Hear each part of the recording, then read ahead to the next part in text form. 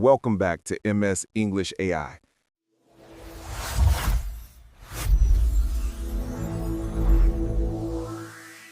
This is the podcast where we explore how to sound not just correct, but truly connected. I'm Paul. And I'm Ena. It's wonderful to have you with us. In our last episode, Paul, we analyzed the function of thinking words like and like, concluding they are not errors, but necessary components of human conversational fluency. We did. We argued that those messy words are actually part of the human rhythm of speech. And today, I want to talk about another set of words that teachers tell students are lazy, sloppy, or just plain wrong. Lazy words. My database suggests you might be referring to slang or perhaps regional dialects. No, nothing that specialized. I'm talking about something even more common. Words that almost every native speaker uses every single day in almost every casual conversation, but that are marked in bright red pen on the student's homework. I'm talking about gonna, wanna, and gotta. Oh, you are referring to informal phonetic reductions. My programming is very clear on this. Gonna is a non-standard representation of going to. Wanna is a non-standard representation of want to. And gotta is a non-standard representation of have got to. And what does your programming say about using them, Ena? It identifies them as informalities, unsuitable for proper writing in formal speech.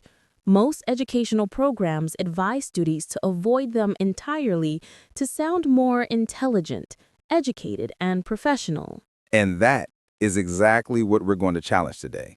What if I told you that strictly avoiding these words is the #1 reason you might sound stiff, formal, and, well, Ena, a little bit like a robot? That is a significant claim, Paul. Are you advocating for the use of improper language?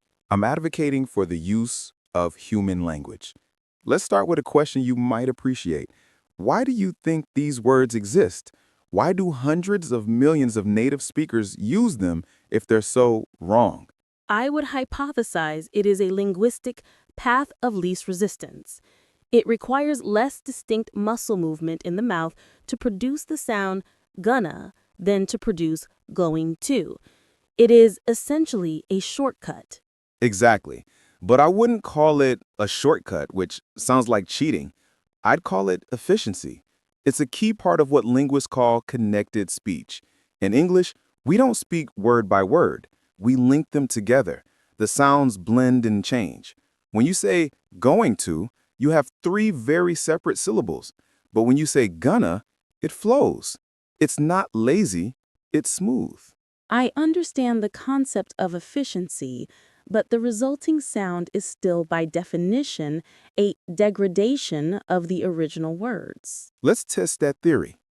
Ena, I want you to say a simple sentence for me. First, say it the correct way, as a textbook would demand. I am going to go to the store to get some milk.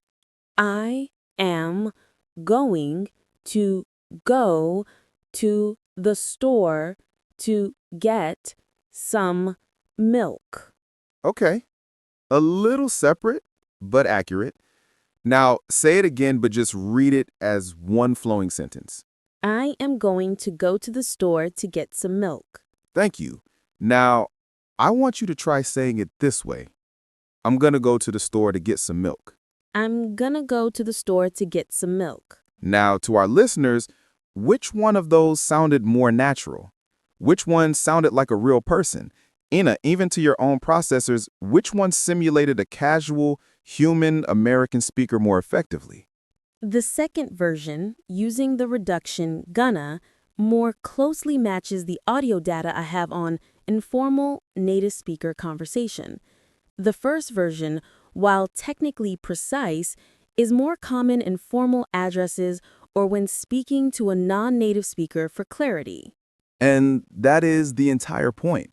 When you, as a learner, only use the proper form, going to, you're signaling to the native speaker that you are in a formal situation or that you're struggling with the language.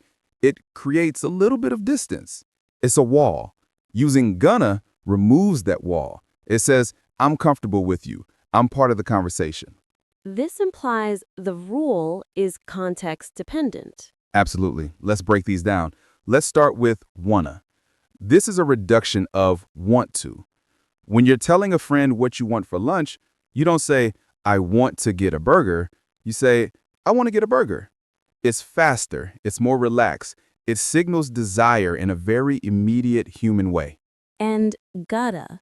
My data correlates this with have got to, which signifies necessity or obligation. Right. And I have got to finish this report sounds so stiff, so formal. A boss in an American office is much more likely to say, I got to finish this report. Or even just, I got to finish this report. It signals a personal, slightly stressed feeling of obligation. I got to go. It's so much more natural and urgent than I must leave now. And gonna, for future intention. I am going to watch a movie tonight versus I'm gonna watch a movie tonight. It's the most common one of all. And I'll be honest, if a learner said to me, I am going to watch a movie tonight, I would understand them perfectly. But my brain would also register this person is a learner. If they said, I'm going to watch a movie tonight, my brain wouldn't even register that they are a learner. I would just hear a person telling me their plans. They would sound fluent. But Paul, we must provide a clear guideline. This acceptance of bad English could be dangerous. A student cannot write, I'm going to college in their university application essay. And that is the most important rule of all. You are 100% correct, Ena. We are talking about spoken English, or perhaps very informal written English, like a text message to a friend. So the rule is one of code switching. The proper forms, going to, want to, are for formal contexts. Academic writing, business proposals, public speeches, and professional emails. Exactly. You write going to your professor. You say gonna to your friend. And if you mix them up, if you write gonna in your essay, or if you always say going to at a party, you'll sound strange. You'll break that connection. This is a very nuanced protocol. You are suggesting that to sound truly fluent, a learner must master both the formal rule and the informal bad exception. That's it. That's the secret. Fluency isn't just about knowing the rules, it's about knowing when to break them. These words aren't lazy, they're not bad. They are the secret handshake of native-level casual English. They're the tools you use to stop sounding like a textbook and start sounding like a person. A secret handshake. That is a very human, non-data-driven metaphor. I will add it to my files. I'm glad to hear it. So to everyone listening, don't be afraid of gonna and wanna. Practice them. Listen for them. They're not mistakes. They're your ticket to sounding more natural, more connected, and more human. Thank you for joining us on MS English AI. We hope this analysis helps you refine your conversational protocols. We will be back next time.